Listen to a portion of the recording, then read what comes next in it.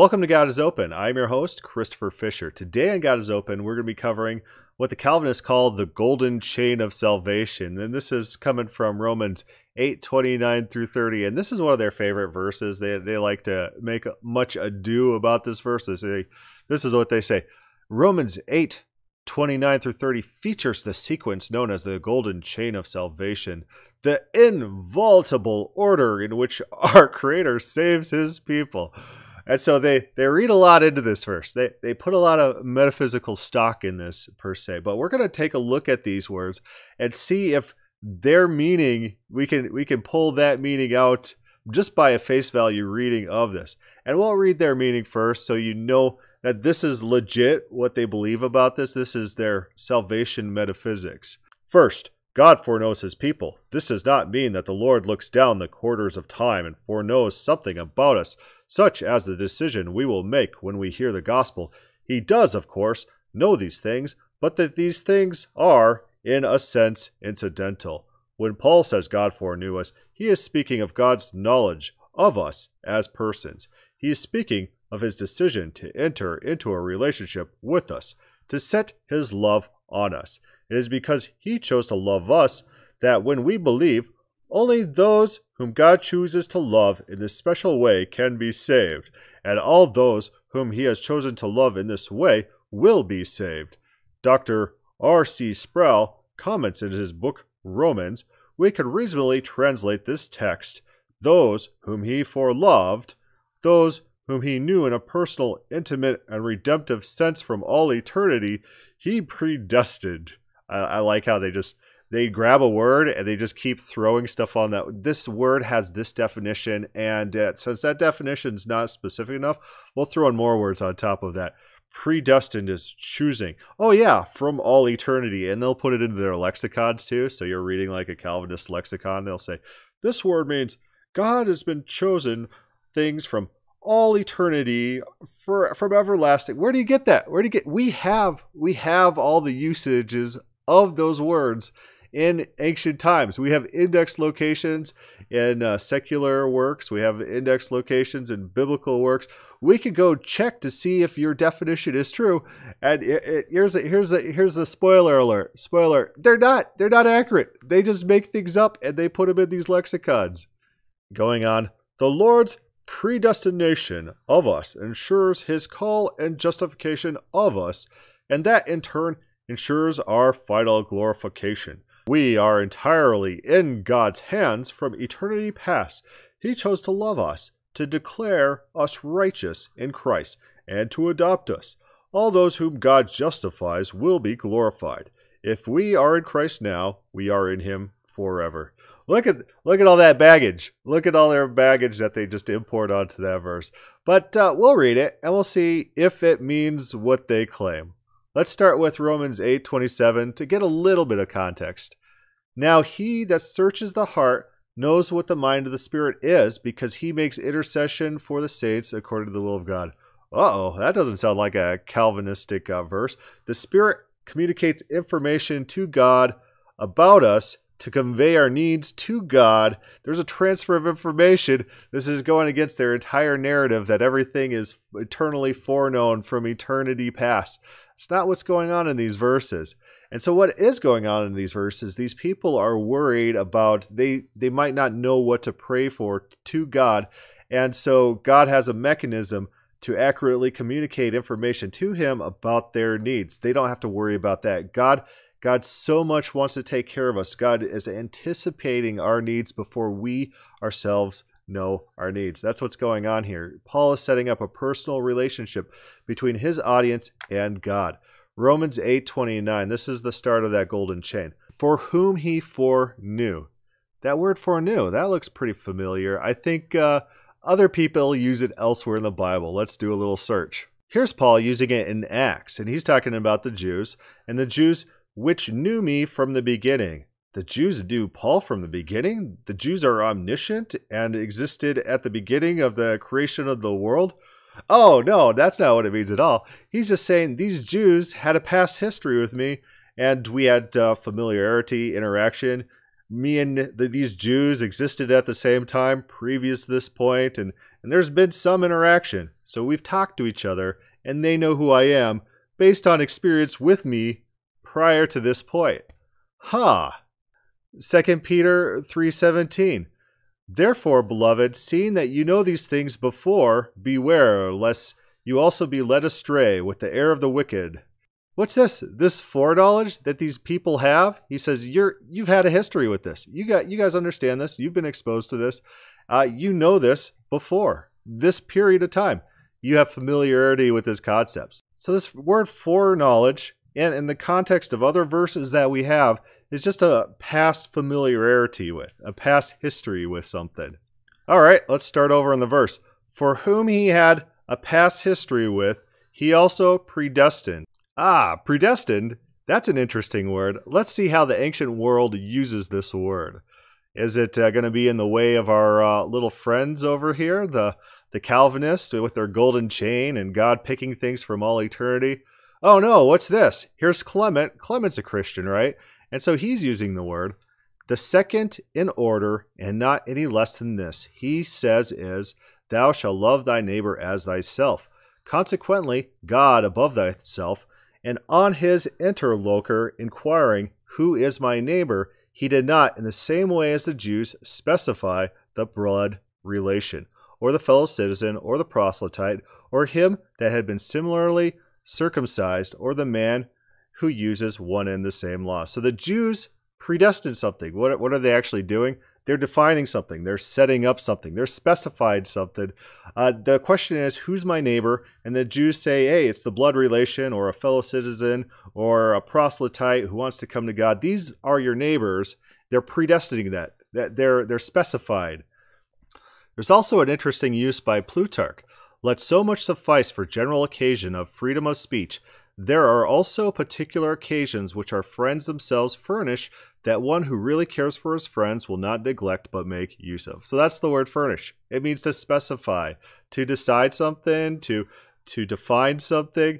That's what's going on. So go back to the golden chain. Let's keep reading. We'll start over in the verse with our new concepts. For whom he had a previous relationship with, he also specified to be conformed to the image of his Son, that he might be the firstborn among many brethren. Okay, so the people who he had past history with, he chose that these individuals are going to be conformed and raised just like Jesus did. That sounds pretty common sense to me. Romans 8:30. Moreover, whom he had a prior history with, these he also called. You do a text search on called, you're going to find people calling someone's name, calling out to people. You know, it's just a beacon. It's a call. And so we'll go with that. These he also called. So the people who he has a history with, the ones that he's decided that he wants these people to be raised like Jesus, these are the people that he's calling. He's calling out to them. And whom he called, these he also justified. Let's do a text search on justified. Matthew 12:37. For by thy words thou shalt be justified. That's interesting. Luke 7:28. And all the people that heard him and the publicans justified God, being baptized with the baptism of John. Luke 10:29. But he, willing to justify himself, said unto Jesus, and who is my neighbor? Someone's justifying themselves. They're putting a defense for themselves. They're trying to make themselves look right. That's what justified is. It's just a right standing, or it's putting up a defense for actions, or putting yourself in right standing in front of people. Let's look at Luke 16:15.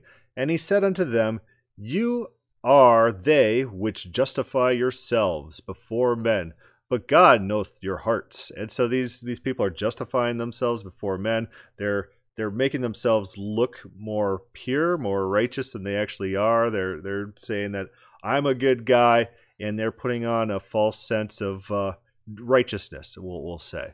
And so that's what the word means. So far, we got the people that God has a prior history with, that they existed at the same time and interacted. These people he's specified to a specific action, and then he also called these people and then justified them, and he gave them right standing, argued on their favor, And these he also glorified. Let's go do a text search just in Romans, because Paul is writing this in Romans. Let's see how this word is used elsewhere in Romans.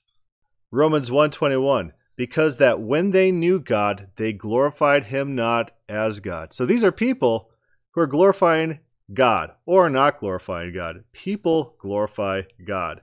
And in Romans 8, God glorifies people. Moving on. Romans 11:13. For I speak to you Gentiles insomuch as I am the apostle of the Gentiles. I magnify, that's glorify, I glorify my office. Oh, so you're elevating something, you're glorifying it, you're praising it. Romans 15:9.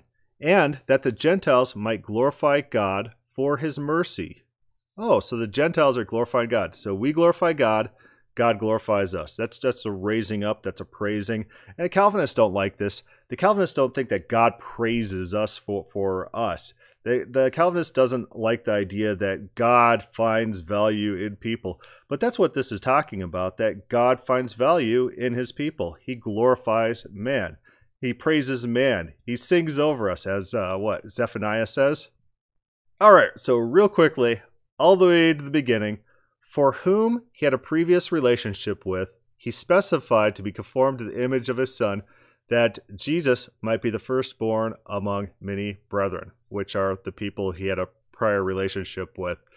Moreover, whom he had a relationship with, these he also called.